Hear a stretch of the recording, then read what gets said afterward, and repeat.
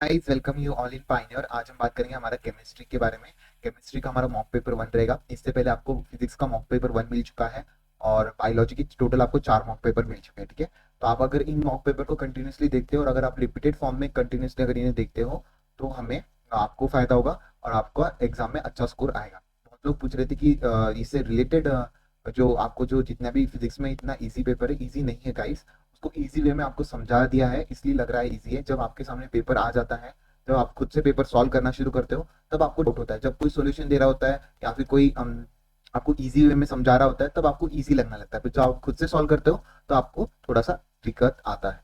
ठीक है, तो इसको ऐसे इजी समझ के मत लेना, थोड़ा हार्ड ही समझ के लेना। मेन नीट 2024 का पेपर जो है इजी ही रहेगा, मॉडरेट लेवल रहेगा। इजी भी नहीं कहूंगा मैं, मॉडरेट लेवल रहेगा। अच्छे से आपको तैयारी करनी है। जो भी आप एक मॉक पेपर करवा रहे हैं, जितने भी क्वेश्चन करवा रहे हैं, इनको एक बार देख लिया करो, फिर से एक और बार देख लिया करो, कमेंट भी रीड कर लिया करो। वहाँ पे बच्चे क्या होता है कि कुछ कुछ क्वेश्चन में मैं जल्दबाजी में गलत कर देता हूँ, तो वो वहाँ पे मेंशन करके रखते हैं कि ये क्वेश्चन गलत हुआ है सर। तो मैं उसको पिन करके रख रहा हूँ कमेंट बॉक्स में। तो प्लीज आप कमेंट एक बार पढ़ लिया कीजिए।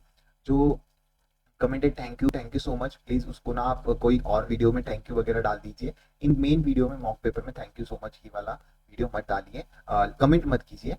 बाकी आप कुछ डाउट वगैरह हो या फिर कुछ क्वेश्चन में मैंने गलत बता दिया हो तो प्लीज उसको प्लीज टोटली मैं चाहूंगा कि आप लोग मेंशन करें। बाकी आपका ऊपर है। ठीक है, तो शुरू करते हैं। विच of the following lanthanide ions is paramagnetic? कौन सा पैरामैग्नेटिक है? पहले तो लैंथेनियम 3 लैंथेनॉइड्स की यहाँ पे बात कर रहे हैं। लैंथेनियम 3+ और लूथियम 3+ की अगर मैं बात करता हूँ, लैंथेनियम 3+ और लूथियम 3+ और इन दोनों के साथ में मिला के आपका है YB+3। ये आपके जो है तीनों मिलाकर, ये जो तीनों मिलाकर क्या हो जाते हैं आपके पैरा मैग्नेटिक हो जाते हैं। पैरा नहीं, डायमैग्नेटिक हो जाते हैं। Diamagnetic, diamagnetic. और ये कैसे होते हैं? कलरलेस होते हैं। कैसे होते हैं? कलरलेस होते हैं। उसके बाद अगर मैं बात करता हूँ इसके अंदर कैलिडोनियम 3+ की, इसका इलेक्ट्रॉनिक कॉन्फ़िगरेशन बहुत इंपॉर्टेंट है और बहुत सारे पेपर में आ चुका है। तो मैं यहाँ पे लिख देता हूँ, यहाँ पे कैलिडोनियम का इलेक्ट्रॉनिक कॉन्फ़िगरेशन इसका बहुत इंपॉर्टेंट है, आपको याद रखना है। 4F1, 4F1 5D1 4F1 नहीं, 4F7 5D1 6S2, ये बहुत ही इंपॉर्टेंट है। इस तरीके से आपको देखना है, कैलिडोनियम का बहुत ही ज्यादा इंपॉर्टेंट है। ठीक है, इस तरीके से आपको याद करना है। और यही आपका कैसा होता है, इसके अंदर 7 अनपेयर इलेक्ट्रॉन होते हैं ना। कैसे होते हैं? 7 अनपेयर इलेक्ट्रॉन इसके अंदर होते हैं। 7 अनपेयर इलेक्ट्रॉन होने की वजह से ये कैसा होता है आपका? डायामैग्नेटिक, पैरामैग्नेटिक, पैरामैग्नेटिक होता है, पैरामैग्नेटिक होता है। ठीक है, इसीलिए आपका जो आंसर चल जाएगा फोर्थ चले जाएगा। ठीक है, तो मैंने यहाँ पे बता दिया, आपका फोर्थ आंसर जाएगा। इन द आईयूपीएसी नॉमेनक्लेचर, यहाँ पे जो है सोडियम दे रखा है, प्लेटिनियम, बीटी, ब्रोमीन, क्लोरीन और आपका नाइट्रो ग्रुप, अमाइन ग्रुप दे रखा है साथ में। ओके, तो आपको पता है पहले अनाइन का लिख देते तो सोडियम सबसे पहले ही आ जाएगा, एकदम सही है। उसका जो बीच वाला जो होता है, उसको जो है बीच वाला जो अल्फाबेटिकल, मतलब ये जो बात करेंगे हम, ये जो बीच में जो चारों मेंबर रहेंगे, ये जो रहेंगे ये आपके अल्फाबेटिकल ऑर्डर में रहेंगे। अल्फाबेटिकल, अल्फाबेटिकल की स्पेलिंग देख लेना।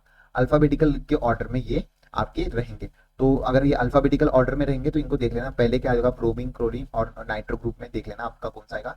पहले अमाइनो आएगा, ये अमाइन है ना, पहले अमाइन आएगा, फिर ब्रोमीन आएगा, फिर क्लोरीन आएगा, फिर डाइनाइट्रो आ जाएगा। फ्लोरिनो डाइनाइट्रो देखने को मिलेगा, डाइनाइट्रो है ना, एकदम सही है। और एन, प्लेटिनियम 2, प्लेटिनियम 2 क्यों आ जाएगा? इसके ऊपर +2 चार्ज आ जाएगा, +2 का आ जाएगा क्योंकि ये दो तो आपके स्ट्रॉन्ग लिगेंड है। तो ये ब्रोमीन और क्लोरीन मिलाकर यहाँ पे +2 का ऑक्सीडेशन कोऑर्डिनेशन नंबर यहाँ पे कर देंगे। तो इस तरीके से आपका थर्ड ऑप्शन यहाँ पे जाना चाहिए। अगर आपको कुछ डाउट आता है तो प्लीज मुझे कमेंट डाउन करके बता देना। हाँ, एक चीज मैंने यहाँ पे बताना भूल गया कि आपको जो है टेलीग्राम, इसमें टेलीग्राम चैनल और आपका जो है व्हाट्सएप का नंबर वगैरह और इंस्टाग्राम की जो लिंक है आपको मैंने चैनल के ऊपर रख दी है। आप चैनल पे विजिट कीजिएगा। चैनल के मेन डिस्क्रिप्शन बॉक्स में, अभी डिस्क्रिप्शन बॉक्स में भी देख लोगे ना, डिस्क्रिप्शन बॉक्स में भी आपको मैंने तीनों की भी लिंक आपको दे रखी है। तो प्लीज डिस्क्रिप्शन बॉक्स पूरा रीड किया कीजिए, वहाँ पे आपको लिंक दी गई है, वहाँ पे आपको सारे ही पीडीएफ अवेलेबल किए जाते हैं। इसका मतलब ये नहीं कि आपको हर बार मेरे को मैसेज करना पड़ेगा कि पीडीएफ सेंड कर दो। तो मैं सच में डर लगता है मेरे को जब आप मैसेज करते हो कि सच में आपको पीडीएफ नहीं मिला है, तो प्लीज ऐसा मत किया करो। ठीक है, तो नेक्स्ट क्वेश्चन देखते हैं। यहाँ पे नेक्स्ट क्वेश्चन की अगर मैं बात करता हूँ, यहाँ पे आपको बताना है कि इसके अंदर कॉन्फ़िगरेशन कितना आएगा। तो यहाँ पे देख लो ये SO4 चले जाएगा, तो SO4 यहाँ पे कुछ नहीं +1 चार्ज लेके जाएगा। ये दोनों भी स्ट्रॉन्ग लिगेंड है, तो टोटल F के ऊपर कितना चार्ज जाएगा, Fe आपका +1 हो जाएगा। और मैंने +2 के लिए आपको बता रखा है Fe+2 में कितना होता है, D2 कॉन्फ़िगरेशन +2 में D6 होता है। कितना होता है, D6 होता है। तो +1 में कितना हो जाएगा, ये 1 है, +1 में कितना हो जाएगा, D7 हो जाएगा। D7 हो जाएगा तो D7 को आपको इस कॉन्फ़िगरेशन में डालना है। कौन से थ्योरी से कर रहे हैं हम, यहाँ पे NOH2O आपका, तो NO जो है स्ट्रॉन्ग, H2O भी स्ट्रॉन्ग लिगेंड है, ठीक है, अगर आपको याद होगा तो। बहुत बड़ा बन गया। तो इसके अंदर कॉन्फ़िगरेशन आपको बताना है। और मैग्नेटिक मूवमेंट कैसे बताते हो, आपको बता दिया उसका ट्रिक। जितने अनपेयर इलेक्ट्रॉन है उतना पॉइंट समथिंग आपका आ जाएगा मैग्नेटिक मूवमेंट, और उसको अंडर रूट में आप कर देना, ठीक है। काफी आसान है। पहले तो हम इलेक्ट्रॉनिक कॉन्फ़िगरेशन देख लेते कितना आएगा इसका। इस तरीके से यहाँ पे S बॉन्ड बन जाएगा, यहाँ पे P बॉन्ड बन जाएगा, 1 2 3 5 2, ठीक है। इस तरीके से आपको देखने को मिल जाएगा। तो ये देख लो कितने अनपेयर इलेक्ट्रॉन देखेंगे, पहले 7 देखने को मिले, 1 2 3 4 5 6 7, 3 अनपेयर इलेक्ट्रॉन देखने को मिल जाएंगे। 3 अनपेयर इलेक्ट्रॉन देखने को मिल जाएंगे, तो यहाँ पे देख लेना sp3d2 कितने देखने को मिल जाएंगे, sp3d2, और 3 अनपेयर इलेक्ट्रॉन देखने को मिल जाएंगे। 3 अनपेयर इलेक्ट्रॉन में मैग्नेटिक मोमेंट का फॉर्मूला अगर आपको पता नहीं होगा तो प्लीज इसको देख लेना। मैग्नेटिक मोमेंटम का फॉर्मूला अगर आपको पता नहीं है, याद नहीं आ रहा है, तो प्लीज इसको कर लेना, काफी इंपॉर्टेंट हो जाएगा ये, ठीक है। 7 अनपेयर इलेक्ट्रॉन पैरामैग्नेटिक हो जाएगा ये आपका। यहाँ पे आपको याद रखना है कि इसमें कितना सा ये रहेगा, ठीक है। इस तरीके से आपको याद रखना है। नेक्स्ट बात करते हैं, नेक्स्ट क्वेश्चन की अगर मैं बात करता हूँ, यहाँ पे मैग्नेटिक मोमेंट निकालना काफी आसान हो जाता है। अगर आपको नहीं आता है तो प्लीज मुझे कमेंट डाउन कर देना, मैग्नेटिक मोमेंटम का मैं फॉर्मूला आपको जरूर बता दूंगा, ठीक है। थर्ड ऑप्शन यहाँ पे एकदम सही जाएगा आपको। 15 ही आएगा इसका। 3 अनपेयर्ड इलेक्ट्रॉन है इसके अंदर, 3 अनपेयर्ड इलेक्ट्रॉन है, तो 3 अनपेयर्ड इलेक्ट्रॉन को आपको मैग्नेटिक फॉर्मूले में डालना है और आसानी से आपका आ जाएगा। नेक्स्ट बात करते हैं, विच of the following statement is incorrect, ठीक है। बॉन्ड ऑर्डर की अगर मैं बात करूंगा, आपको ट्रिक मैंने बता रखी है। नाइट्रोजन का हो जाता है आपका 14, N2 का, O2 का यहाँ पे आ जाता है +3 हो जाता है। ये नाइट्रोजन का अगर आपको याद होगा तो ये +3 रहता है यहाँ पे बॉन्ड ऑर्डर। यहाँ से कम होते चले जाते हैं, मतलब ये 2.5 0.5 का कम हो जाता है, और यहाँ पे भी 0.2, यहाँ पे भी 2.5, इधर दोनों तरफ से कम होना शुरू हो जाता है बॉन्ड ऑर्डर आपका। 0.5% तक आपका कम होता है। यहाँ पे 9 तक जाता है, और यहाँ पे आपका पूरा हेलोजन ग्रुप तक जाता है। तो ये 2.5 हो गया। जब N2 में अगर आप प्लस करोगे, तो N2 में प्लस करोगे, तो प्लस अगर आप करोगे N2 में कितना आ जाता है बता दीजिए। N2 में अगर मैं बात करता हूँ, एक मिनट, ये मैंने O2 का लिख दिया यहाँ पे, गलती कर दी। O2 नाइट्रोजन कितने में आ जाएगा आपका, 14, नाइट्रोजन आपका 7 में आता है, 14, ये 15, ये 16, ठीक है। तो इस तरीके से 2 देख लेना यहाँ पे, ये 14 15, ये और ये 13, और यहाँ पे 12 आ जाएगा, ठीक है। तो ये 13 15 का है। ऑक्सीजन 2 कितने पे होता है, 16 पे होता है। तो ऑक्सीजन 2 का कितना बॉन्ड ऑर्डर है, 2, और O2 प्लस का कितना है, 2.5। तो O2 प्लस का कितना है, 15 के ऊपर चले जाएगा ना, O2 2 प्लस 15 इनके अंदर ऑर्डर आ जाएंगे, तो ये 2.5। तो एकदम सही है, पहला वाला स्टेटमेंट एकदम करेक्ट है। N2 plus is more stable then N2 minus. N2 plus की अगर मैं बात करूंगा, N2 प्लस में अगर आप करोगे तो 2.5 आज चले जाएगा, और N2 माइनस में 2.5 चले जाएगा। दोनों में भी आपका 2.5 चले जाएगा। तो N2 plus is more stable. तो प्लस में देखेंगे अभी हम, प्लस में अगर बात कर रहा है तो बता दीजिए, प्लस में तो ये दोनों भी स्टेबल रहेंगे। N2 plus is more stable, एकदम सही रहेगा। उसके बाद bond order of O2 plus is equal to N2 plus, एकदम सही है। अगर आप O2 प्लस में, ये O2 प्लस में इस तरफ चले जाते हो, और N2 प्लस में इस तरफ चले जाते हो, ठीक है। N2 प्लस में आप 13 ग्रुप में चले जाते हो, और 16 बॉन्ड ऑर्डर हो जाता है। O2 में से एक निकालोगे तो कितने एंगल बच जाएंगे, 15 बच जाएंगे, 2.5। तो दोनों का भी इक्वल हो जाता है बॉन्ड ऑर्डर, ये भी सही है। F2 is more stable then N2, ऐसा बिल्कुल भी नहीं है। अगर मैं बात करता हूँ F2 आपका कैसा है, डायमैग्नेटिक है, और इसमें 3 ग्रुप आपके डायमैग्नेटिक है। और यहाँ पे N2 जो है आपका, N2 भी आपका डायमैग्नेटिक है, पर इसमें कितने अनपेयर इलेक्ट्रॉन है वो चीज आपको याद रखनी है। अगर आपको याद नहीं है तो प्लीज इसको देख लेना, ठीक है। तो बहुत इंपॉर्टेंट भी हो जाता है ये, कभी कभी क्वेश्चन बहुत बार आता भी है। तो ये F2 is not more than stable नहीं होता आपका, N2 मोर स्टेबल होता है, ठीक है। इसके अंदर 3 डिफरेंस देखने को मिल जाता है 3 का। उसके बाद विच of the following incorrect, incorrect आपको बताना है। फॉर्मल चार्ज निकालना बताया था मैंने। फॉर्मल चार्ज वैसा होता है कि आपके सराउंडिंग माइनस आइटम कितने हैं डिवाइडेड बाय टोटल आइटम, मतलब 3 है। N2 में 2 माइनस आइटम है तो N-2 हो जाएगा। फॉर्मल चार्ज बॉन्ड ऑर्डर मैंने बताया था कितने बॉन्ड है, तो टोटल 4 बॉन्ड है, और अपॉन में सराउंडिंग आइटम कितने 3, तो ये पहला वाला स्टेटमेंट करेक्ट है आपका। XeFe4 is form in a first excited state, ऐसा बिल्कुल भी नहीं, फर्स्ट एक्साइटेड स्टेट से ये बिल्कुल भी नहीं बनता, तो आपका सेकंड ऑप्शन चले जाएगा, ये इनकरेक्ट है। Melting point of the NaCl and LiCl की अगर मैं बात करूंगा, NaCl की ज्यादा होती है, एकदम सही बात कर रहा है। Stable solubility of LiF and LiF की ज्यादा होती है LiI से, क्यों? स्मॉल आयन की अगर मैं बात करूंगा, यहाँ पे सॉल्युबिलिटी की अगर मैं बात करूंगा, तो यहाँ पे सॉल्युबिलिटी की बता देता हूँ आपको। सॉल्युबिलिटी की अगर मैं बात करता हूँ, सॉल्युबिलिटी में क्या होता है, आयन कॉमन होते हैं। आयन कैसे होते हैं? कॉमन होते हैं। तो सॉल्युबिलिटी, सॉल्युबिलिटी अगर आपकी क्या हो जाएगी, inversely proportional to the lattice energy, lattice energy and directly proportional to the size हो जाएगी, ठीक है। अगर आपकी सॉल्युबिलिटी ऑफ द कॉमन, आपका कॉमन आयन अगर लार्ज है, कैसा है? लार्ज है, तो आपकी सॉल्युबिलिटी क्या हो जाती है? सॉल्युबिलिटी क्या हो जाती है? Directly proportional to the hydrogen energy. ये वाला फॉर्मूला दोनों भी चीजें याद रखनी है। अगर आपका स्मॉल आयन आयन है, आपका कॉमन आयन आपका स्मॉल है, तो solubility directly proportional to size हो जाती है और inversely proportional to lattice energy. अगर आपका कॉमन आयन लार्ज है, तो आपका सॉल्युबिलिटी क्या हो जाती है? Directly proportional to the hydrogen energy हो जाती है। तो इस तरीके से देख लो, आपका कॉमन आयन क्या है? Hydrogen, lithium, hydrogen, helium, lithium. Lithium आपका कैसा है? लार्ज आयन है। एफ कैसा है? आपका स्मॉल आयन है। तो इसमें कॉमन आयन की अगर मैं बात करूंगा, कॉमन आयन कैसा है? आपका लार्ज है। लार्ज अगर आपका कॉमन आयन है, तो उसकी सॉल्युबिलिटी हाइड्रोजन एनर्जी के डायरेक्टली प्रोपोर्शनल होती है। तो देख लो साइज के इनवर्सली, तो साइज में भी देख लो, तो LiI की ज्यादा आ जाएगी LiF से, तो ये आपका एकदम सही बात कर रहा है, ठीक है। तो ये फोर्थ स्टेटमेंट भी सही है। तो इनकरेक्ट पूछा था ना आपका, सेकंड इनकरेक्ट है, ठीक है। नेक्स्ट बात करते हैं electron gain enthalpy. Electron gain enthalpy अगर, अरे ज्यादा ऊपर आ गया, सॉरी गाइस। यहाँ पे देखना है electron gain enthalpy in kilo joule mole inverse, there are 3 hydrogen XYZ respectively, ठीक है। तो XYZ तो इलेक्ट्रॉन गेन इंथैल्पी अगर मैं बताऊं, डाउन द ग्रुप जाओगे तो आपकी इलेक्ट्रॉन गेन इंथैल्पी IEA गिरती है। तो अगर मैं बोरॉन फिर फ्लोरीन, क्लोरीन और ब्रोमीन को इस तरीके से अगर लगाऊंगा, तो आपको देखने पड़ेगी ब्रोमीन की सबसे ज्यादा है। तो इसमें सबसे ज्यादा इलेक्ट्रॉन गेन इंथैल्पी किसकी दिख रही है आपको? ये वाली -325 ब्रोमीन की आ जाएगी। क्लोरीन की आ जाएगी माइनस कितनी आ जाएगी? 333। और फ्लोरीन की कितनी आ जाएगी आपकी? -349, ठीक है। इस तरीके से देखने को मिल रहा है। तो आपको एक्स क्या है? आपका एक्स आपका क्या आ जाएगा? एक्स आपका एफ आ जाएगा, ठीक है। एक्स आपका, नहीं एक मिनट कुछ तो गड़बड़ कर दी हमने।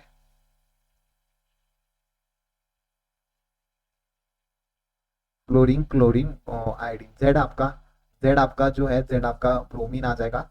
क्लोरीन, अच्छा आयनाइजेशन एनर्जी में ये वाला जो है एक्सेप्शन होता है, अगर किसी को याद नहीं आ रहा होगा तो मैंने तो लिख दिया यार, सॉरी गलती हो गई। ये वाला एक्सेप्शन अगर याद होगा तो क्लोरीन पहले आता है, फिर क्लोरीन, फ्लोरीन आता है। तो क्लोरीन का आ जाएगा पहले क्लोरीन, फिर फ्लोरीन, यहाँ पे सेकंड ऑप्शन चल जाएगा। आयनाइजेशन एनर्जी अगर आपको याद होगी तो ये इंपॉर्टेंट हो जाती है, बहुत इंपॉर्टेंट क्वेश्चन था। नेक्स्ट बात करते हैं, विच of the following oxide will not react with NaOH। NaOH कैसा है आपका? बेसिक है। बेसिक है तो बेसिक किसके साथ रिएक्ट करता है आपका? एसिड या फिर एम्फोटेरिक, एसिड या फिर एम्फोटेरिक के साथ रिएक्ट करता है। तो एसिड और एम्फोटेरिक ये देखने को मिल जाएंगे, ये भी एम्फोटेरिक, ये आपका कुछ भी सेंस नहीं बना रहा है, तो ये आपका थर्ड ऑप्शन एकदम करेक्ट जाएगा। Which of the following order size is incorrect. Chlorine, ये आपका एनसीईआरटी में दे रखा है, तो ये याद रखना, ये भी आपका आ जाएगा। -4 सबसे ज्यादा होता है, +4 से, ये भी सही है। स्कैंडियम, एट्रियम एंड लिथियम, ये आपका एकदम सही है। ये आपका गलत है, बोरॉन, फिर गैलिडोनियम, फिर एल्यूमिनियम, इस तरीके से आपको देखने को मिलेगा। ये आना चाहिए कि आपका इनकरेक्ट है, तो ये इनकरेक्ट पूछा था, तो फोर्थ आंसर चले जाएगा। Which of the following oxy acid give the per oxo amino sulphuric acid on hydrolysis. Per oxo amino sulphuric acid on the hydrolysis, तो कौन सा आपका पर ऑक्सो अमाइनो सल्फ्यूरिक एसिड देता है? H2S2O8। ये आपके एनसीईआरटी में लाइन टू लाइन दे रखी है, तो ये आपको याद रखना है। Which of the oxy acid give the per oxy amino sulphuric acid on hydrolysis is H2S2O8, ठीक है। नेक्स्ट बात करते हैं, stability of the dihalide is SiGeSnPb increasing follow. अच्छा देख लो पहले कौन सा ऑक्सीडेशन स्टेट देखा है। लोअर ऑक्सीडेशन स्टेट रखा है, डाउन द ग्रुप अगर लोअर ऑक्सीडेशन स्टेट दे रखा है और आप नीचे जा रहे हो, तो यहाँ पे आपकी क्या हो जाती है? सोल्यूबिलिटी क्या हो जाती है? इंक्रीज होती है कि डिक्रीज होती है? बता दीजिए। डाउन द ग्रुप क्या हो गया? आपकी सोल्यूबिलिटी इंक्रीज होती है। तो देख लीजिए इसमें अंदर सिलिकॉन, जर्मेनियम, पैडमिनियम एंड ऑक्सीजन फैमिली है ना, तो ऑक्सीजन फैमिली का एकदम सही है। ठीक है, अगर आपको ऑक्सीजन फैमिली याद नहीं रह रही होगी उनके नाम से, तो ऐसे याद रखना है। कैसे आओ शांत, नहीं, ये कौन सी फैमिली है, एक मिनट, ऑक्सीजन फैमिली नहीं है ये आपकी कार्बन फैमिली है। ठीक है, कहे सीता जी सुनो प्रभु। ठीक है, तो इस तरीके से याद रखता हूँ, कहे सीता जी सुनो प्रभु, इस तरीके से मैं याद रखता हूँ इसे। अगर आपको याद होगा तो बहुत अच्छी बात है। तो ये कार्बन फैमिली आपकी, सॉरी मैं ऑक्सीजन बोल रहा था, तो ये वाली आपकी कार्बन फैमिली है। तो थर्ड ऑप्शन एकदम करेक्ट है, डाउन द ग्रुप आपकी सॉल्युबिलिटी इंक्रीज होगी, एकदम सही दे रखा है। ऑप्टिकली एक्टिव, बता दीजिए कौन कौन से ग्रुप आपके ऑप्टिकली एक्टिव रहता है। तो मैं बता दूं यहाँ पे, अगर मैं बात करूँ MABCD ऑप्टिकली एक्टिव होता है, MAAB2 इस तरीके से देखने को मिल जाएगा, MAA मैंने नोट्स में इसको बता रखा है, अगर आपको डाउट आ रहा है तो प्लीज देख लेना, A2B2 इस तरीके से, MAA2BC इस तरीके से आपके सारे ही ये जितने भी ग्रुप ऐसे देखने को मिल जाएंगे, आपके ऑप्टिकली एक्टिव देखने को मिल जाएंगे। ये मेरा जो है एकदम सही देखने को मिल रहा है, ऑप्टिकली एक्टिव सेकेंड वाला ग्रुप, आप देख लेना। ये मैंने कंडीशन बता दी है। अगर आपको इसमें डाउट आ रहा है तो कोऑर्डिनेशन कंपाउंड का शॉर्ट नोट्स मैंने भेज दिया है, 20 मिनट का भी नहीं होगा, प्लीज उसको देख लेना। प्ले लिस्ट में जाके आप इनऑर्गेनिक के शॉर्ट नोट्स में प्ले लिस्ट मैंने बना रखी है, उसमें आप प्लीज जाके देख सकते हो। वहाँ पे मैंने अच्छे से आपका स्ट्रक्चरल ऑप्टिकल आइसोमेरिज्म के लास्ट में दे रखा है, आप डायरेक्ट लास्ट में चले जाना, वहाँ पे आपको आसानी से देखने को मिल जाएगा। ठीक है, नोट्स में दिखने को मिल जाएगा। When a mixture of NaCl, K2Cr2O7 is gently warmed with a concentrated H2SO4, then it option is correct। तो ये रेड फॉस्फोरस वेपर इवॉल्व होते हैं, क्रोमाइल क्लोराइड भी फॉर्म होता है, Cl2 गैस आपकी इवॉल्व नहीं होती। अगर मैं रिएक्शन अगर आप में मैं लिख के बताऊं तो यहाँ पे क्या हो जाता है कि आप NaCl को ऐड करते हो K2Cr2O7 के साथ, तो आपका आ जाता है +6 कितने वार्म कंसंट्रेशन है, तो 6H2SO4 आ जाता है। तो इनका जो है रिएक्शन के बाद ये आपके क्या देते हैं, CrO2Cl2, ये आपका क्रोमाइल क्लोराइड देते हैं, प्लस आपका क्या देते हैं 4NaHSO4 प्लस आपका 2KHSO4 प्लस 2H2O, इस तरीके से देखने वाले क्रोमाइल क्लोराइड दिया, यही आपका डीप रेड कलर देता है, डीप रेड कलर देता है, व्हाइट रेड कलर प्रेसिपिटेट देता है। ठीक है, तो ये देखने को मिल जाएगा। तो दोनों सही थे, यही इनकरेक्ट था, तो आपको इनकरेक्ट पूछा था, तो थर्ड ऑप्शन एकदम करेक्ट जाएगा। ठीक है, IUPAC name of the following compound, बता दीजिए IUPAC नेम की अगर मैं बात करूंगा तो कहीं से भी कर लो, क्योंकि आपके जो है कार्बन कंपाउंड का, पर यहाँ पे तो आपका ये बड़ी चेन देखकर धोखा मत खा जाना, आपका कार्बन का इस यहाँ से होगा, क्योंकि फंक्शनल ग्रुप पहले आ जाता है, पहले फंक्शनल ग्रुप को करते हैं हम 1 2 3 4 5। ठीक है, इस तरीके से हम करते हैं 1 2 3 4 5 देख लेना। 3 के ऊपर आपका साइनो आ जाएगा, 2 के ऊपर इथाइलिन आ जाएगा, इथाइलाइन, और पेंट 4 इनल, एकदम सही है। तो I think so first option एकदम सही है क्या, बिल्कुल भी नहीं, क्योंकि इथाइलिन कह रहा है। 2 के ऊपर इथाइलिन पहले, फिर उसके बाद 3 के ऊपर फॉर्माइल, ये फॉर्माइल के नाम से हम जानते हैं इसको, पेंट 4 इन नाइट्राइल, एकदम सही है। सेकंड ऑप्शन एकदम करेक्ट है आपका, आप इसको देख सकते हो, बहुत ही इंपॉर्टेंट था ये। उसके बाद repulsive interaction between the electron cloud which affect the stability of the conformation of the called van der Waals strain। van der Waals strain कहते हैं कि रिपल्सिव इंटरैक्टिव को क्या कहते हैं हम, रिपल्सिव इंटरैक्टिव को हम कहते हैं टॉर्सनल स्ट्रेन। क्या कहते हैं, टॉर्सनल स्ट्रेन, टॉर्सनल स्ट्रेन कहते हैं, क्या कहते हैं, torsional strain. van der Waals strain की अगर van der Waals की अगर मैं डेफिनेशन बता दूं आपको, तो यहाँ पे क्या हो जाता है, दो substance approach each other with a distance less than a sum of their van der Waals, sum of their van der Waals radius, उसको कहते हैं हम van der Waals स्ट्रेन। मतलब टू सब्सटेंस, अगर मैं जैसे बोल रहा हूँ वैसे लिख लो, इतना अच्छे से नहीं आएगा लिखने, दिखाई नहीं देगा आपको। Two substance attract each other with each other at a distance a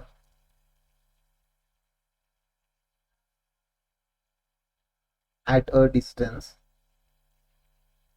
less than the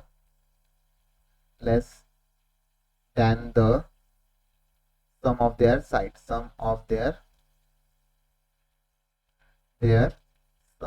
radii, उसको कहते हैं हम वंडरवॉल स्ट्रेन। क्या कहते हैं इसको, वंडरवॉल स्ट्रेन। ठीक है, वंडरवॉल स्ट्रेन कहते हैं। ठीक है, तो पहला जो आपका ऑप्शन है वो गलत है।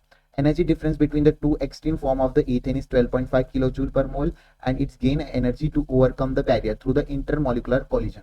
तो ये वाला बात एकदम सही है। तो फर्स्ट वाला एकदम गलत है, सेकेंड वाला एकदम सही है।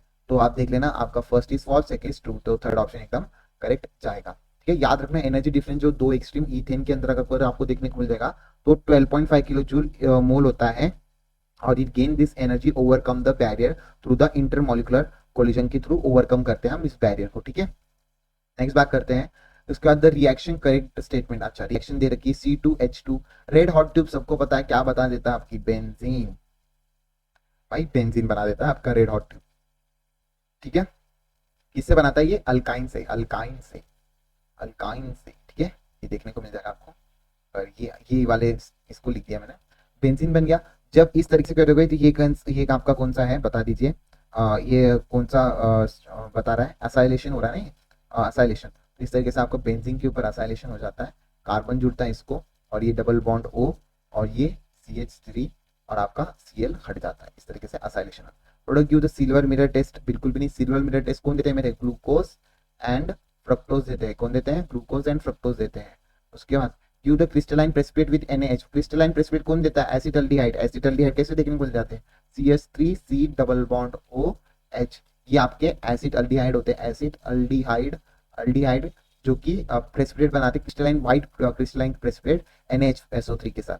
Give the yellow PPT with I2NaOH, एकदम सही है, I2NaOH के साथ ये येलो पीपीटी देता है, NCERT की लाइन है। ठीक है, NCERT के बेस की लाइन के ऊपर बना दिया है क्वेश्चन, एकदम सही है, थर्ड एकदम।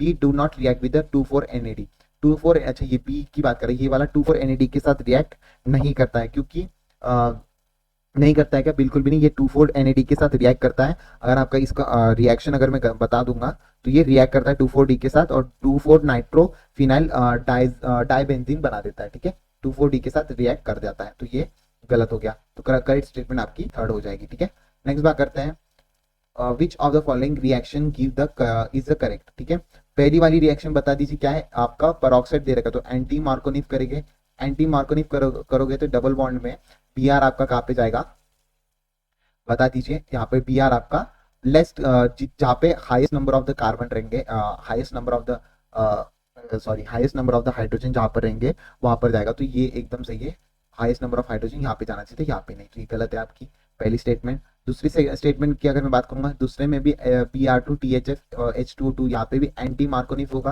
यहाँ पे भी इस तरफ भी OH जाना चाहिए था आपका, इस तरफ यहाँ पे OH जाना चाहिए था, यहाँ पे नहीं जाना चाहिए था, तो ये भी गलत है।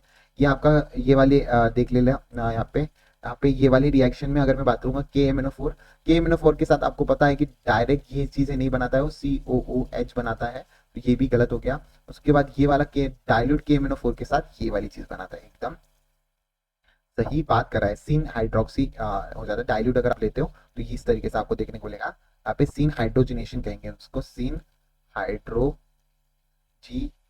कहेंगे हम इसको। ठीक है, तो इस तरीके से फोर्थ ऑप्शन आपका एकदम करेक्ट जाना चाहिए, और ये करेक्ट है भी। ठीक है, उसके बाद NSI ड्राई एसीटोन के साथ अगर मैं बात करूंगा तो ए आपका क्या बन रहा है, ए के साथ अगर आपका बताया SN2 होता है, ये SN2 का रिएजेंट है, ये SN2 में क्या हो जाता है, इन्वर्जन होता है, इन्वर्जन होता है, तो L और D और L का इन्वर्जन आपको करना है, तो ये देख लिए थर्ड इसमें आपको इन्वर्जन आराम से देखने को मिल जाएगा। ठीक है, तो इन्वर्जन आपने कर दिया, किसमें, H और I में इन्वर्जन कर दिया, तो H और I में इन्वर्जन हो गया। उसके बाद ऐसे नहीं एक साथ होता है, ये क्लॉकवाइज होता है। और द रिएक्शन सीक्वेंस आपको देखा है, बेंजीन का रिएक्शन Cl2Fe के साथ हीट अगर आप करोगे तो बस आपका क्या हो जाएगा, बेंजीन के ऊपर एक क्लोरीन लगा देना, क्या लगा देना, एक क्लोरीन लगा देना। उसके बाद कंसंट्रेटेड HNO3 H2SO4 की अगर मैं बात करूंगा तो ये कौन सी होती है, नाइट्रेशन होती है, कौन सी होती है, नाइट्रेशन रिएक्शन होती है। तो इसमें क्या करना है आपको, Cl को NO2 को लगाना है, मेजर प्रोडक्ट क्या होता है आपका, पैरा के ऊपर बनता है NO2। ठीक है, उसके बाद NaOH और आपका हाई टेम्परेचर के अगर आप डाल देते हो उसको तो क्या हो जाता है, NaOH हाई टेम्परेचर में क्या कर देता है, ये Cl को हटाकर OH को जोड़ देता है, NaOH क्या कर देता है, NO2 तो आपका एज इट इज रहेगा ही रहेगा, यहाँ पे बेंजीन के ऊपर पे यहाँ पे OH जुड़ जाएगा, जिस तरीके से सेकंड ऑप्शन एकदम सही है, सेकंड ऑप्शन एकदम करेक्ट है। आई होप आपको समझ में आ रहा है, काफी आसान पेपर लग रहा होगा क्योंकि सॉल्यूशन प्रोवाइड हो रहे हैं, अगर सॉल्यूशन के बिना अगर आपको ये मैं सीधा पेपर दे देता तो आप आधे से ज्यादा भी सही नहीं करते। ठीक है, शुरू करते हैं। pH इज इक्वल टू आपका C triple bond CH dilute H2SO4 AgSO4 की अगर मैं बात करता हूँ तो यहाँ पे ट्रिपल बॉन्ड के साथ जब भी इस तरीके के आपको देखने को मिल जाएगा तो आपको क्या करना है, आपको कीटोन ग्रुप बताना है, क्या बनाना है, कीटोन ग्रुप बनाना है। pH is equal to C double bond O CH3। ठीक है, कीटोन ग्रुप बन गया। एक कीटोन ग्रुप का साथ इसके साथ अगर बेंजाइन के साथ अगर करोगे OH माइनस के साथ, तो कुछ नहीं, बस आपको H को हटा के इसको जोड़ देना है। तो किस तरीके से देखने को मिलेगा आपको, यहाँ पे pH इज इक्वल टू इस तरीके से CH डबल बॉन्ड C, ठीक है, CH2, सॉरी डबल बॉन्ड नहीं आएगा यहाँ पे, CH2 C double bond O PH और यहाँ पे एक OH आ जाएगा। इस तरीके से आपको देखने को मिल जाएगा, ठीक है। तो सेकंड ऑप्शन एकदम करेक्ट है, देख लेना आप, ठीक है। इसी के साथ नेक्स्ट क्वेश्चन करते हैं, विच फॉर द रिएक्शन, अच्छा H2 वुल्फ क्रिश्नर, H2 कौन सा है, N2H2 कैसा है, वुल्फ क्रिश्नर। ये इसके भी आपको सारे ही मैंने इनऑर्गेनिक के जितने इंपॉर्टेंट रिएक्शन है सब अगर आप मेरे नोट्स खोलकर देखोगे तो आपको पूरे मिल जाएंगे। उस टेलीग्राम के ऊपर PDF भी भेज दिया है मैंने पूरा। आप प्लेलिस्ट में जाइए, आप ऑर्गेनिक सर्च कीजिए, ऑर्गेनिक प्लेलिस्ट में वो पूरे ऑर्गेनिक के रिएक्शन बेस्ड मैंने शॉर्ट नोट्स बनाकर अपलोड किए हैं और आप अच्छे से उनको देख सकते हो, ठीक है। तो इस तरीके से आपको देखने को मिले N2H2 कैसा होता है, वुल्फ क्रिश्नर हो जाता है। वुल्फ क्रिश्नर में क्या हो जाता है आपके, ये डबल बॉन्ड OH हटकर CH3 और ये CH3 इस तरीके से देखने को मिल जाता है। Br2HV के साथ क्या करते हो, तो H को हटाकर आपको Br लगा देना है, बस CH3CH Br CH2 आ जाएगा, ठीक है। इस तरीके से Br आ जाएगा। एक्वस KOH SN2 कर देता है, SN2 में क्या हो जाता है आपका, Cl को हटाकर क्या लग जाएगा आपका, Cl हट जाएगा और आपका फिर से अल्केन में देखने को मिल जाएगा। कैसे देखने को मिल जाएगा, CH3OH CH2OH, ठीक है। इस तरीके से देखने को मिल जाएगा C product. Give the silver mirror test, बिल्कुल भी नहीं, मैंने आपको बताया था सिल्वर मिरर टेस्ट कौन देता है आपको। उसके बाद give the yellow precipitate with H2NI2, yes एकदम सही है, H2I2NaOH के साथ येलो प्रेसिपिटेट देते हैं। Can prepare either reaction of HCHO with methyl magnesium bromide followed by H+। Methyl magnesium मतलब कौन सा है, ग्रिग्नार्ड रिएजेंट की यहाँ पे बात कर रहा है, सी वाला जो है ग्रिग्नार्ड रिएजेंट की बात कर रहा है। तो आप जो सी वाला प्रोडक्ट है उसको आप इस वाले फॉर्म से भी प्रोडक्ट बना सकते हो। तो एकदम सही है, 2 and 3 आर करेक्ट, ठीक है। तो 2 and 3 आर करेक्ट। उसके बाद नेक्स्ट देख लेते हैं, ये आपका ब्रोमीन लगा रहा है NO2 के साथ, तो आपका Mg ईथर अगर आपको दे रहा है तो MgBr बन जाएगा, ग्रिग्नार्ड रिएजेंट बन जाएगा इसमें MgBr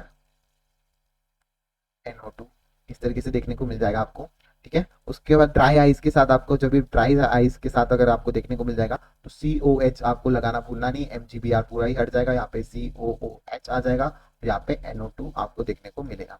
फिर B2H6 के साथ अगर आपने कर दिया इसको, B2H6 के साथ अगर आपने कर दिया, B2H6 के साथ कर दिया H3O इसको वाले को, तो इसको क्या आ जाएगा, एंटी देखने को मिल जाएगा। ये देखिए ये वाला जो ग्रुप है सी वाला ग्रुप इस तरीके से देखने को मिलेगा, ठीक है। तो ये आपका सी वाला जो ऑप्शन है ये इस तरीके से आपको देखने को मिल जाएगा, ठीक है। नेक्स्ट देखते हैं, आसान नहीं है भाई, बहुत हार्ड पेपर आता है, एंड टाइम पे याद नहीं आती इतनी सारी रिएक्शन, ठीक है। pH is equal to C double bond O CH3 आ जाएगा, NaOH Cl के साथ हीट करोगे तो X आपका सॉल्ट बन जाएगा, Y आपका और फिर Z आपको XYZ आपको बताना है। तो यहाँ पे अगर मैं बात करूंगा यहाँ पे X बन जाएगा सॉल्ट जो है Na+OCOO, इस तरीके से देखने को मिल जाएगा। उसके बाद ये Y जो आपका CHCl3 देखने को मिल जाएगा। CHCl3 के अगर मैं करता हूँ CHCl3 को N इस वाले ग्रुप के साथ OKOH के साथ कर देता हूँ, कुछ नहीं यहाँ पे आपको कैसा आइसोसाइनेट देखने को मिलेगा। ये आपके कार्बल अमाइल टेस्ट काम में भी आ जाता है, तो आइसोसाइनेट देखने को मिल जाएगा। बस यहाँ पे कर देना है NC जोड़ देना है, जब भी ऐसी रिएक्शन देखने को मिल जाएगी NC कर देना, आपका NC जुड़ जाएगा। कार्बन का आइसोसाइनेट और कार्बल अमाइन टेस्ट आपको देखने को ये दोनों भी देते हैं। तो कहाँ पे ये NC एकदम सही है, फोर्थ वाला ऑप्शन एकदम करेक्ट है, ठीक है।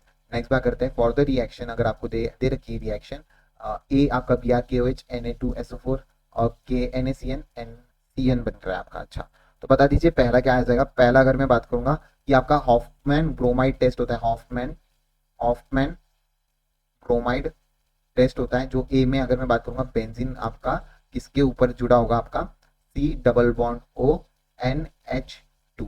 उसके बाद ये वाला जो होता है आपका ये वाला, इसके बाद ये जब ये NO2 अगर आप करोगे अमाइन के अंदर आपको देखने को मिल जाएगा, आपको ट्रिपल बॉन्ड नाइट्रोजन देखने को मिल जाएगा। इस तरीके से आपको बेंजीन आप पे N ट्रिपल बॉन्ड N देखने को मिल जाएगा, N पॉजिटिव देखने को मिल जाएगा, ठीक है। तो give the red colour with the cyanide, बता दीजिए इनकरेक्ट पूछा है। रेड कलर साइनाइड सिक्रिक अमाइनो नाइट्राइड के साथ बिल्कुल भी नहीं देता है, ये रेड कलर नहीं देता है। Give red colour with B nitrophenol एकदम सही है।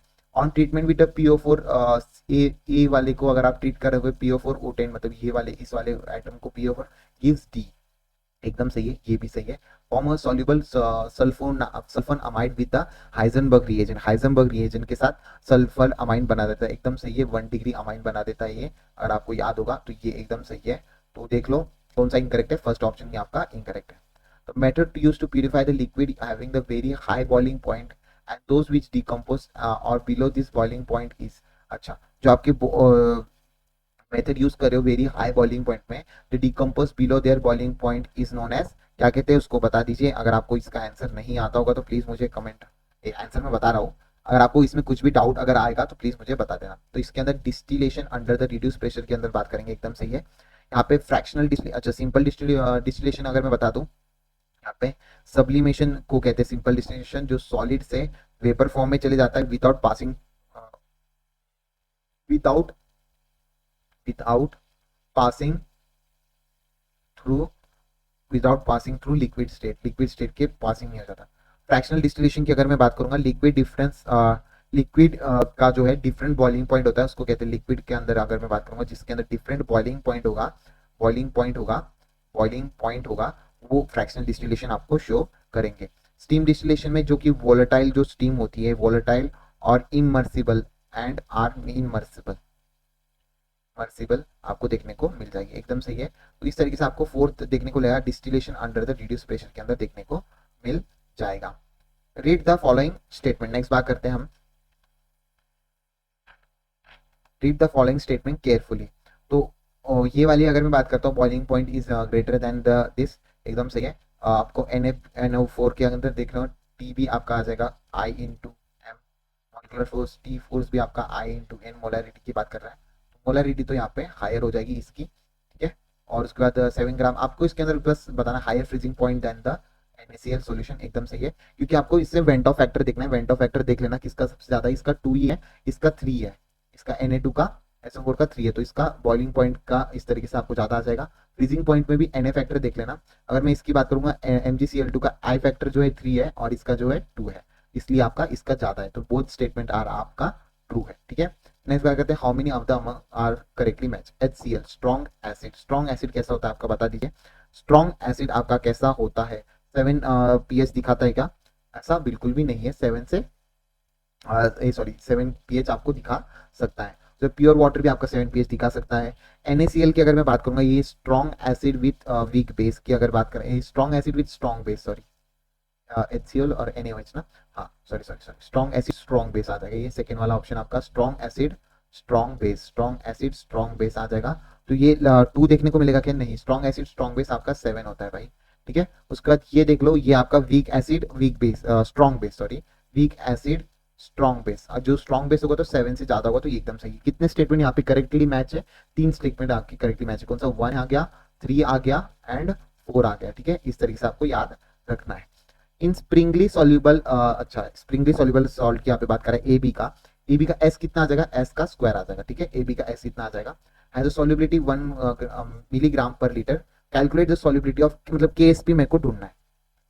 पहले तो S आपको कितना दे रखा है, 1 मिलीग्राम पर लीटर, मिलीग्राम को आपको पहले कन्वर्ट करेंगे ग्राम में, तो 10⁻³ ग्राम पर लीटर, फिर इसको मोल्स में कन्वर्ट करेगा, 10⁻³ अपॉन में कितना आ जाएगा, 100 molecular weight into kg mole litre inverse, ठीक है, लीटर इनवर्स, इस तरीके से आपको देखने को मिल जाएगा। और जब KSP की अगर करोगे तो KSP आपका कितना आ जाएगा, KSP is equal to S का स्क्वायर आ जाएगा, S का स्क्वायर आ जाएगा। तो आप इसको बस आपको S का स्क्वायर करना है, तो देख लो कितना आ रहा होगा, 10⁻⁻5 आ रहा है, -5 का स्क्वायर करोगे तो कितना आएगा, -10 आ जाएगा, एकदम सही है।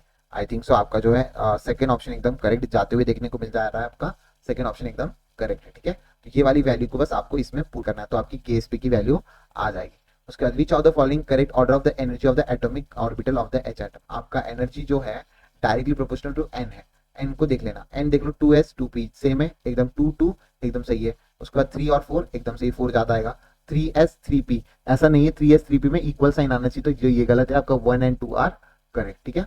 फॉर द रिवर्सिबल रिएक्शन, आपको reversible reaction at any temperature, the relation between Kp and Kc, आपको पता है Kp and Kc is equal to delta Ng RT, क्या है, Kp and Kc equal to delta Ng RT। Next question देखते हैं guys, 79 reversible reaction आपको दे रखा है। अच्छा, एंड टेम्परेचर डेल्टा केपी और केसी का दे रखा है। तो केपी अपॉन, अच्छा केपी और केसी का वैल्यू, एक्स की वैल्यू निकालनी है आपको। केपी अपॉन केसी की अगर मैं बात करूंगा, आरटी की power delta Ng, delta Ng जितना आ जाएगा उसको रुका उसका निकाल लेना। 2 - 1 हो जाएगा, 2 - 1 हो जाएगा, कितना आ जाएगा 2 - 1 अगर हो जाएगा तो 1 आ जाएगा, कितना आ जाएगा 1 आ जाएगा। तो सेकेंड ऑप्शन आना चाहिए आपका, सेकेंड ऑप्शन आना चाहिए, 79 का सेकेंड ऑप्शन आपका आना चाहिए। ठीक है, प्रोडक्ट माइनस रिएक्टेंट ही करते हैं ना।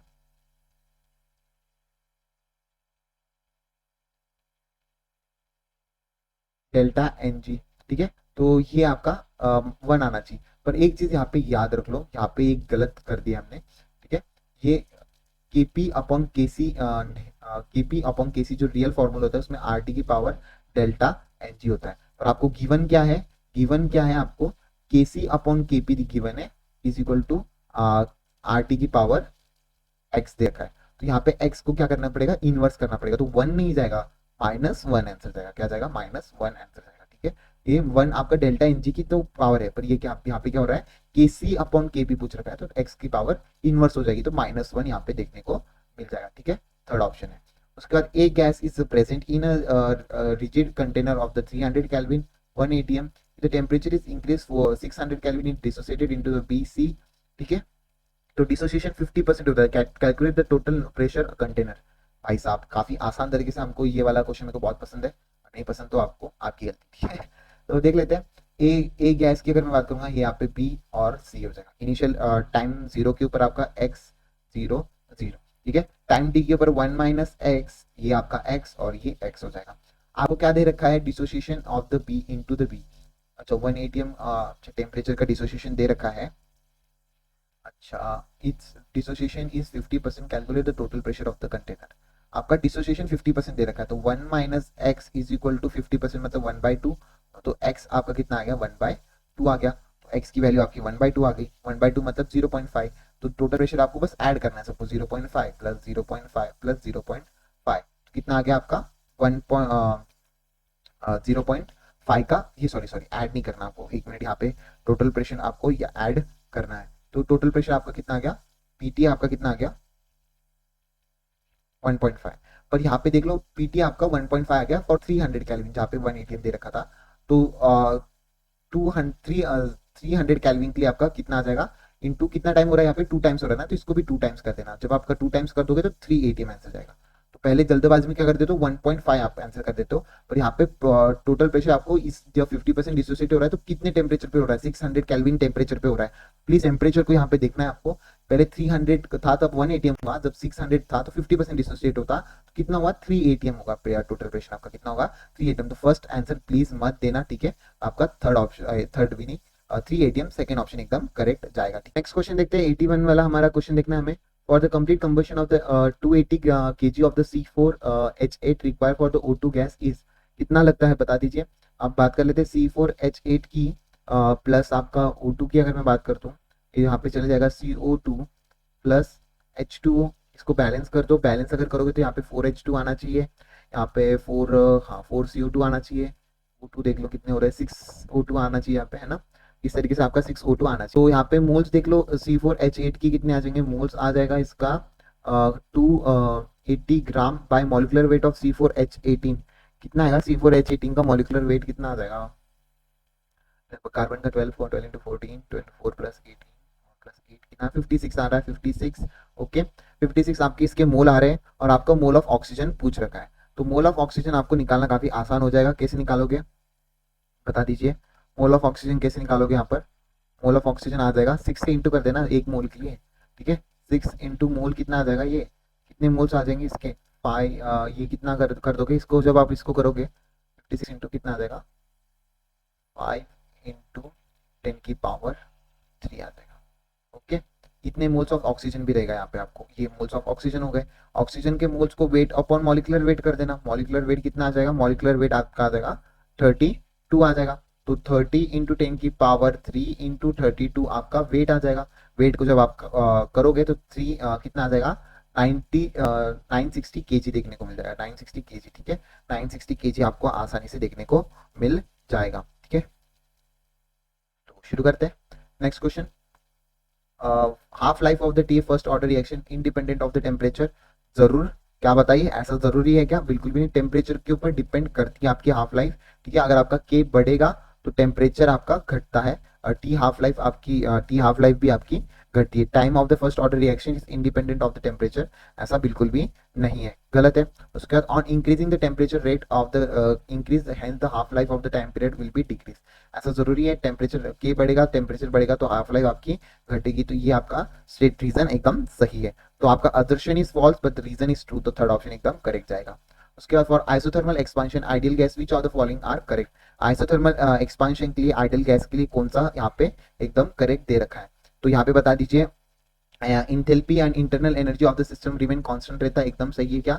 इंथेल्पी और आपका energy of the system remains constant, delta U आपका जो है जीरो हो जाता है, Q is equal to minus W हो जाता है। आइसोथर्मल के लिए टेम्परेचर कांस्टेंट हो जाता है, अगर आपको पता होगा टेम्परेचर जीरो नहीं भाई, जीरो लिखूंगा ना तो काफी गड़बड़ कर दोगे तुम लोग, कांस्टेंट कर रहा हूँ, टेम्परेचर कांस्टेंट होता है। ठीक है, टेम्परेचर कांस्टेंट हो जाता है। ठीक है, इस तरीके से आपको याद रखना है। इंथेल्पी भी आपका क्या रहता है? रिमेन कांस्टेंट, फोर्थ आंसर एकदम करेक्ट है।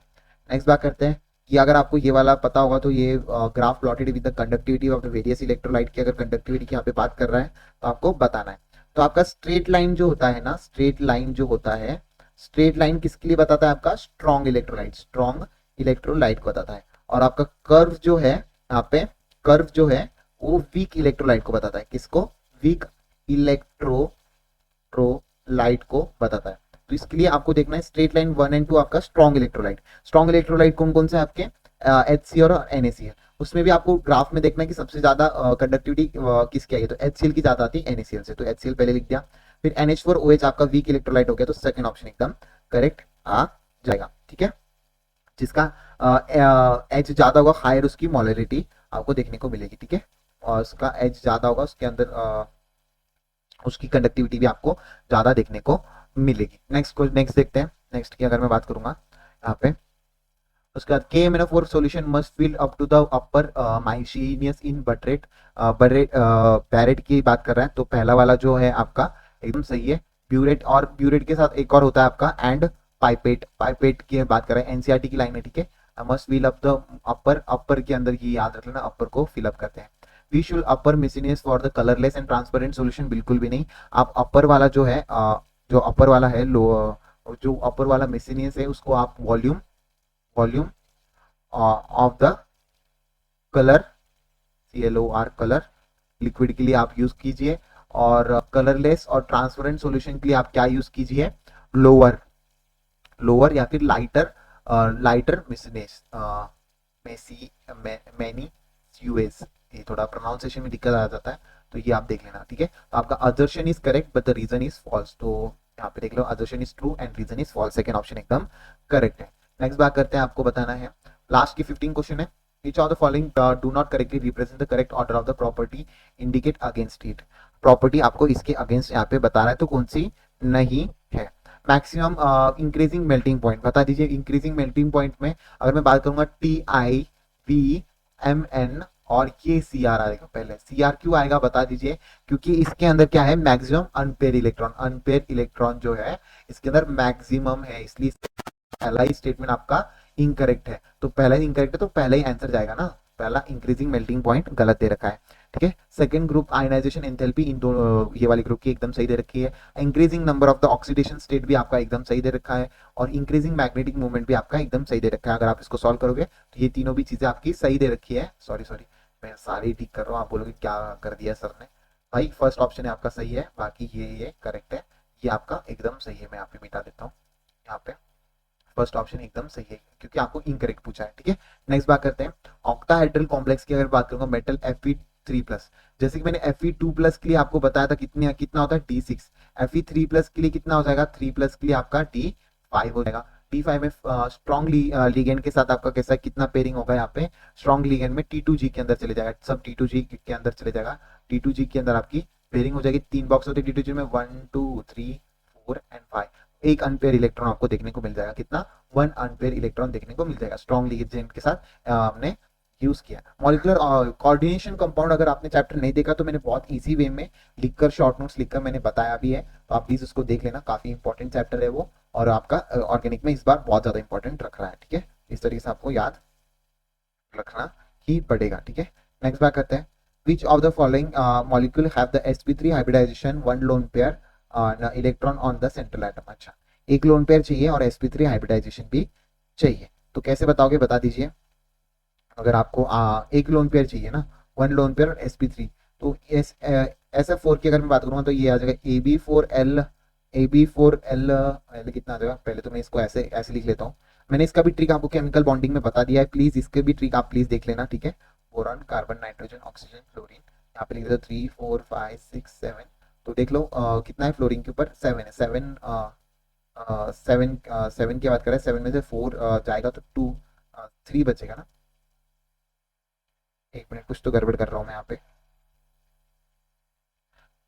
सल्फर की बात करूंगा, सल्फर में से निकलेंगे, सॉरी सॉरी, सल्फर में से निकलेंगे तो 6 में से 4 निकलेंगे तो 2 बचेंगे, तो ab4l1, हाँ सॉरी एकदम सही है, फर्स्ट वाला एकदम करेक्ट है।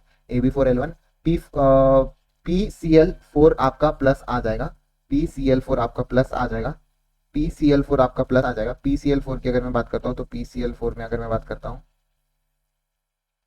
pcl4 में अगर मैं बात करता हूँ तो pcl4 आपको आ जाएगा, कितना आ जाएगा, ab4 pcl4 की अगर मैं बात करूंगा, ab4 और नाइट्रोजन में आ रहा है ना, p में से 4 जाएगा तो 5 में से 1 बचेगा, 5 में से पर 1 ऐड भी तो हो जाएगा, तो ab4l l0 आ रहा है, इसका l0 आ रहा है, ab4l0। उसके बाद XeO2F2, जब आप इसको सॉल्व करोगे प्लीज अच्छे से कर लेना। तो मैं इसका आंसर बता देता हूँ आपको, बस हाइब्रिडाइजेशन निकालना है।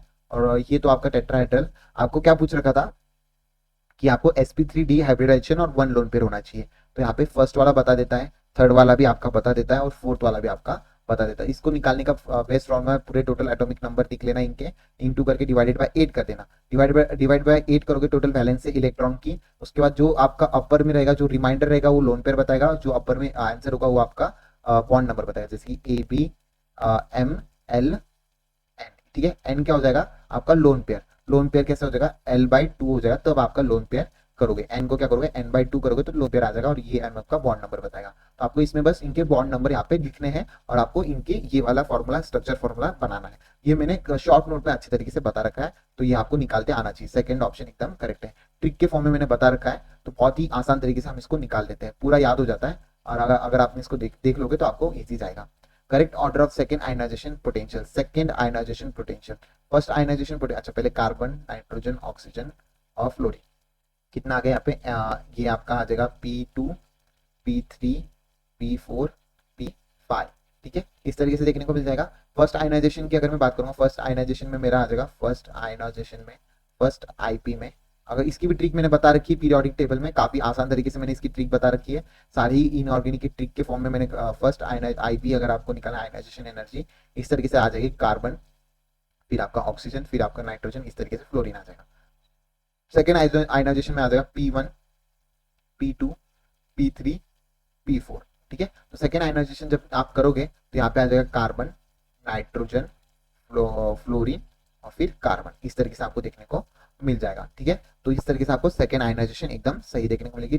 फोर्थ ऑप्शन एकदम सही कह रहा है, ठीक है, कार्बन नहीं oxygen, sorry sorry sorry sorry, oxygen. इस तरीके से सेकंड वाला जो फोर्थ वाला ऑप्शन एकदम करेक्ट दे रखा है। इसकी भी ट्रिक मैंने बता रखी है बाकायदा, आपका पीरियोडिक टेबल में मैंने पूरा अच्छे तरीके से बता रखा है, तो प्लीज आप पीरियोडिक टेबल का भी शॉर्ट नोट कर लेना, ठीक है।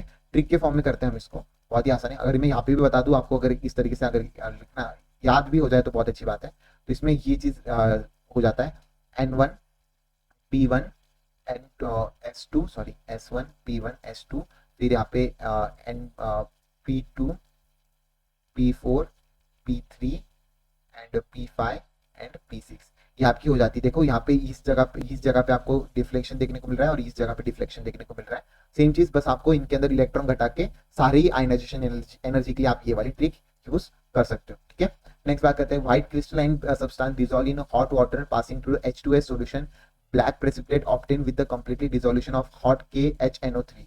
अच्छा, तो फिर adding the droplet of the concentrated white precipitate is obtained the substance. किसकी बात कर रहा है बता दीजिए। काफी ब्लैक प्रेसिपिटेट की जब भी बात करेगा तो यहाँ पे आपको याद रखना है किसकी बात कर रहा है ये, PbCl2 की बात कर रहा है। PbCl2 आपका ब्लैक प्रेसिपिटेट के साथ PbS बना देता है, फिर HNO3 के साथ कन्वर्ट हो जाता है, ठीक है, HNS के साथ, ठीक है, HNS के साथ। और इसके अंदर अगर आप कंसंट्रेशन करते हो तो ये आपको PbSO4 के साथ चले जाएगा। ये व्हाइट पीपीटी दे देता है आपको, अगर आपको याद होगा व्हाइट पीपीटी दे देता है। इस तरीके से आपको याद रखना है। फोर्थ वाला जो है ये ऑप्शन व्हाइट क्रिस्टलाइन सब्सटेंस की यहाँ पे बात कर रहा है, बहुत ही इंपॉर्टेंट हो जाता है। ये एनसीईआरटी में दे रखा है इसलिए आपके इसके ऊपर क्वेश्चन आ रहे हैं, ठीक है। The correct order of the acidic strength of the following acid will be, correct order आपको बताना है एसिडिक स्ट्रेंथ का of the following acid will be, following acid के लिए। तो करेक्ट ऑर्डर बता दीजिए किस तरीके से आ जाएगा। पहले ये देखो -M दे रहा है, -I यहाँ पे कार्बन नाइट्रोजन अगर ट्रिपल बॉन्ड है तो ट्रिपल बॉन्ड में -M दे देता है। पहले बॉन्ड देखना है, अगर लोन पेयर होगा तो +M। यहाँ पे भी आपका देखने को मिल रहा है -I -M माइनस जो भी आपका हेलोजन आता है तो मैंने बता रखा है -I। देखो तो पहला तो आ जाएगा पहला, फिर आपका चौथा, और ये यहाँ पे न्यूट्रल आ जाएगा, फिर दूसरा आ जाएगा, पहला चौथा फिर दूसरा एसिडिक स्ट्रेंथ, और सबसे लास्ट में थर्ड आ जाएगा। क्योंकि यहाँ पे डिस्टेंस देख लो काफी दूर है, ये -I डिस्टेंस देख लो आप काफी दूर है। तो इस तरीके से आपका जो है फोर्थ ऑप्शन एकदम करेक्ट चले जाएगा, ठीक है, फोर्थ ऑप्शन एकदम करेक्ट चले जाएगा। नेक्स्ट बात करते हैं। नेक्स्ट की अगर मैं बात करूंगा यहाँ पे OH का आप हीट कर, अच्छा CH3Cl3 के साथ आप कर रहे हो तो NaOH के साथ H+ अगर आप कर रहे हो तो कुछ नहीं, आपको अल्डिहाइड लगाना है इसमें। ए वाला जो है स्ट्रक्चर में यहाँ पे बना रहा हूँ, यहाँ पे आपको अल्डिहाइड बनाना है, CHO ग्रुप आपका, और इधर आपका OH तो एज इट इज रहेगा, क्या बनेगा अल्डिहाइड। फिर उसके बाद अल्डिहाइड एरोमेटिक देखने को मिलेगा, टॉलरेंस रिएजेंट के साथ आपको देखने को मिलेगा।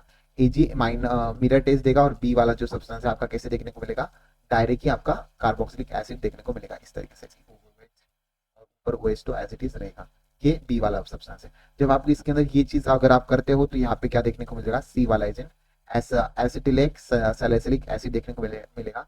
ये आपका OH को तो पूरा कार्बोक्सिलिक एसिड में कन्वर्ट कर देगा, प्लस ये जो OH बता था ना इसको O CH3 इस तरीके से देखने को मिल जाएगा आपका। तो ये सी सब्सटेंस है एकदम सही, ये वाला। ये बी वाला जो है मैंने आपको बता दिया, प्लीज इसमें कंफ्यूजन मत करना, ठीक है। तो ये दो सब्सटेंस मैंने बता दिए, ए वाला मैंने इस तरफ बता दिया, ठीक है। तो ये आपको याद रखना है। टॉलरेंस रिएजेंट ये वाला रिएजेंट आपको याद रखना है, उसके बाद ये वाला रिएजेंट भी आपको याद रखना है, ठीक है। और टॉलरेंस रिएजेंट किसके साथ में बताता है, आपके अल्डिहाइड एरोमेटिक और एलिफेटिक बॉन्ड के साथ ही आपका टॉलरेंस रिएजेंट देता है, ठीक है। अल्डिहाइड के साथ ही टॉलरेंस रिएजेंट देखने को मिल जाता है। उसके बाद ये आपका हेलोजिनेशन रिएक्शन हो जाएगी आपकी OCH3 मतलब आपका कीटोन ग्रुप के साथ, और सॉरी कीटोन ग्रुप बोल रहा हूँ मैं, एक मिनट, क्या हो जाएगी हेलोजिनेशन रिएक्शन H2 इन इथेनोइक एसिड के साथ मेजर ग्रुप क्या बनेगा आपका OCH3 तो एज इट इज रहेगा, ओ इधर के OCH3 आपका एज इट इज रहेगा इधर का, और उसके डाउन में लग जाएगा Br, ठीक है, हेलोजिनेशन में। और जब आप HBr के साथ कराते हो विदाउट कुछ कोई भी एसिड ना डाले हुए तो आपका जो है दो ग्रुप देखने को मिल जाएंगे। बी में क्या हो जाएगा एरोमेटिक OH देखने को मिल जाएगा, HBr के साथ एक OH देखने को मिल जाएगा, और यहाँ पे प्लस आपको CH3Br देखने को मिल जाएगा, CH3Br। तो H आपका इसको जुड़ जाएगा OH को, और Br आपका CH3 को जुड़ जाएगा, तो ये आपका B हो गया और ये आपका C हो गया। तो correct statement for the following, correct statement आपको बतानी है। तो A and B are isomer, A and B मेरे आइसोमर बिल्कुल भी नहीं है। सी आपका मिथेनॉल बिल्कुल भी नहीं है, सी आपका मिथेनॉल नहीं है, आपका ब्रोमिक एसिड है। ए आपका पैरा ब्रोमिनोसोल है, एकदम से ये पैरा ब्रोमिनोसोल है ए आपका, और सी आपका मिथाइल ब्रोमाइड है, एकदम से ये ए थर्ड ऑप्शन एकदम करेक्ट कह रहा है। उसके बाद नेक्स्ट देखते हैं। नेक्स्ट दे रखा है आपको ये वाला रिएक्शन एनिलीन बन जाता है इस वाले, अगर आपको याद होगा तो ये NO2 को हटाकर एनिलीन कर देता है, NH2 को बता देता है। ये आपको अगर याद रखना है तो याद रख लेना, NH2 को कर देता है एनिलीन, एनिलीन बना देता है, ठीक है। X इज एनिलीन, एकदम सही है, थर्ड ऑप्शन। तो इनकरेक्ट पूछा है, ये सही है। FeHCl is better reagent to reaction of than the SnCl, एकदम सही है। ये FeHCl को आप बेटर रिएजेंट मान सकते हो, ठीक है।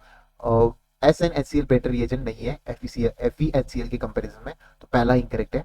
और X give the yellow colour product when the react with benzene diazonium salt, एकदम सही है, माइल्ड ऑक्सीडाइजिंग मीडियम के अंदर। तो ये बहुत ही इंपॉर्टेंट है, बहुत बार पूछा जाता है, तो लास्ट वाला स्टेटमेंट तो प्लीज याद रख लेना, इंपॉर्टेंट है, करेक्ट भी है। नेक्स्ट बात करते हैं। आपको इनकरेक्ट पूछा था इसलिए मैंने फर्स्ट आंसर बता दिया। उसके बाद complex of the which colour is product in a nitro persist test of the sulphur, जब आपका nitro persist test of the sulphur होगा तो कौन सा कलर आपका देगा तो ये वॉयलेट कलर देता है, ठीक है। इसका मैं बताऊंगा, इसके बारे में मुझे आप कमेंट डाउन करिए अगर आपको पता है बहुत सारी चीजें इसके बारे में। मेरे को pursuit test of the sulphur की मुझे कमेंट डाउन करके प्लीज कोई भी मुझे बता देना, जैसे कि बहुत लोग मेरे को कमेंट डाउन करते हैं, तो प्लीज मुझे कमेंट डाउन करके बताना इसके और भी फायदे, और एनसीईआरटी बेस बताना, ठीक है। एनसीईआरटी के बाहर अगर बताओगे तो गलत हो जाएगा, बिल्कुल भी नहीं। मुझे सिर्फ एनसीईआरटी के बेस करके अब मुझे यहाँ पे इस वाले क्वेश्चन का कमेंट डाउन जरूर करके बताइएगा, ठीक है। Consider the following statement. Diffusion is defined as a net movement of the molecule for the area of the low concentration to an area of the high concentration. एकदम सही कह रहा है क्या कि आपका हायर कंसंट्रेशन से लोअर जाता है ना, तो ये लो से हाई थोड़ी ना हो जाता है, तो ये गलत बात कर रहा है। Osmosis is passage of water, हाँ ऑस्मोसिस से वाटर की बात कर देता है जहाँ पे higher concentration to the permeable membrane of the region to the lower concentration, तो आपकी सेकंड सही है। तो फर्स्ट आपका इनकरेक्ट है, सेकंड आपका करेक्ट है, तो आपका तो एक ही स्टेटमेंट आपका करेक्ट है। उसके बाद विच of the following correctly match H atom, H atom की यहाँ पे कौन सी बातें यहाँ पे एकदम सही है। तो यहाँ पे वेलोसिटी जो दे रखी है v2 तो सेंटीमीटर पर सेकंड नहीं मीटर पर सेकंड होनी चाहिए थी, ये गलत है। उसके बाद आर की अगर मैं बात करूंगा ये आपका सेंटीमीटर में नहीं मीटर में होना चाहिए, बाकी वैल्यू तो एकदम सही है इनकी, ठीक है। v1 आपका 1.09 इंटू 10 की पावर 6 मीटर पर सेकंड, 0.529 इंटू 10 की पावर -10 मीटर। और E3 की अगर मैं बात करूंगा E3 में भी की वैल्यू जो देखिए वो आपकी एकदम करेक्ट है। एंगुलर मोमेंटम फोर्थ ऑर्बिट का h/2π नहीं होता है, एंगुलर मोमेंटम h/2π नहीं होगा, 2h/π आ जाएगा यहाँ पे, ठीक है, फोर्थ ऑर्बिट का, क्योंकि 4 nh/2π करते हैं ना, n की जगह पे 4 डाल दोगे तो 2 से 2 नहीं कट जाएगा, तो 2h/π नहीं आएगा, ठीक है। तो ये गलत है, ये आपका फोर्थ भी गलत है। नेक्स्ट देख लेते हैं, लास्ट की 3 क्वेश्चन आपके। Which of the following redox reaction and how many of the H2 molecule produce in the molecule? आपको बताना है, यहाँ पे बस इसको क्या करना है आपको इसमें बैलेंस करना है पूरी इक्वेशन को इलेक्ट्रॉन का। तो इसमें बता देता हूँ मैं 1H2 हो जाएगा, मुझे इसका कमेंट डाउन करके जरूर बताना किस तरीके से आपने बैलेंस किया है, तो मैं आपको इसमें पिन कर दूंगा वो वाले आपकी कमेंट को, और मैं रिकमेंड भी करूंगा बहुत सारे बच्चों को कि आपका आंसर देखें, ठीक है। In the number of the faraday required to generate 1 gram atom of the Mg from MgCl2, अगर आपको 1 gram of the MgCl2 Mg से MgCl2 बनाना है तो कैसे बनाओगे, काफी आसानी। कितने फराडे लगेंगे यहाँ पे, 2 फराडे लगेंगे, सबको याद रखना है 2 फराडे लगते हैं, ठीक है। 1 ग्राम से Mg बनाना, क्योंकि Mg कितना आ जाएगा 2+ इलेक्ट्रॉन में आ जाएगा, तो 2 इलेक्ट्रॉन देखने को मिल जाएंगे, 2 इलेक्ट्रॉन में आपको कितना फराडे लगता है, 2f लगता है, ठीक है। सेकंड ऑप्शन एकदम करेक्ट है। नेक्स्ट बात करें क्यों Mg2+ से Mg में जा रहे हो ना आप, Mg से Mg सॉरी Mg2+ से Mg में जा रहे हो, सॉरी उल्टा उल्टा एरो करते हैं इधर, इस तरीके का एरो, एक मिनट अच्छा से बना देते हैं, थोड़ा सा ही बचा है अभी आपका लास्ट क्वेश्चन, ठीक है ना, ओके। ये वाला 2 फराडे लगते हैं। From the following reaction the temperature coefficient mu is maximum, mu आपका मैक्सिमम किसमें होता है, तो म्यू आपका directly proportional to the activation energy होता है, तो जिसका ln k2/k1 अगर आपको देखने को होगा, directly proportional to activation energy, तो एक्टिवेशन एनर्जी देख लो किसकी सबसे ज्यादा है, तो इसकी सबसे ज्यादा देखने को मिल जाएगी, तो यही आंसर आपका हो जाएगा। इसी के साथ आपका पूरा केमिस्ट्री का मॉक पेपर 1 यहाँ पे खत्म हो जाता है। आई होप आपको अच्छा लगा होगा, do like comment and subscribe करना मत भूलना। तो thank you so much, see you in next video, thank you so much guys.